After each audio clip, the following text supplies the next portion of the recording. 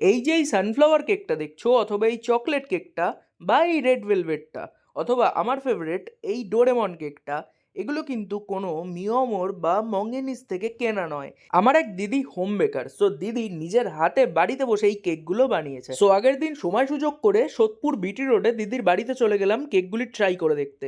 আমাদের জন্য দিদি বানিয়েছিল এই আলট্রা রিয়েলিস্টিক ফ্লাওয়ার বাস্কেট কেকটা। বাড়িতে বানানো কেকেরও যে ফিনিশিং এতটা সুন্দর হতে পারে বা টেস্টও যে এত ভালো হতে পারে, সেটা দিদির হাতের কেক না খেলে কিন্তু জানতেই পারতাম না। সমস্ত হাই কোয়ালিটির ম্যাটেরিয়াল ইউজ করে বলেই কিন্তু এত সুন্দর ফিনিশিংটা অ্যান্ড টেস্টটা আসে। তো দেখো, এবার কেকটা খেয়ে যা বুঝলাম, কেকটা যেমন সফট ছিল আর টেস্টও কিন্তু তেমনই ভালো। তো আমি কিন্তু এবার থেকে যা আমার কেক লাগবে সব কিন্তু দিদির থেকেই অর্ডার করব। আর তোমরাও যদি সোদপুর অঞ্চল বা তার আশেপাশে থাকো তাহলে এই নাম্বারে দিদিকে ফোন করে অর্ডার করতে পারো। আর দিদি কিন্তু এরকম সুন্দর কুকিজও বানায়, তো তোমরা সেগুলোও অবশ্যই ট্রাই করতে পারো।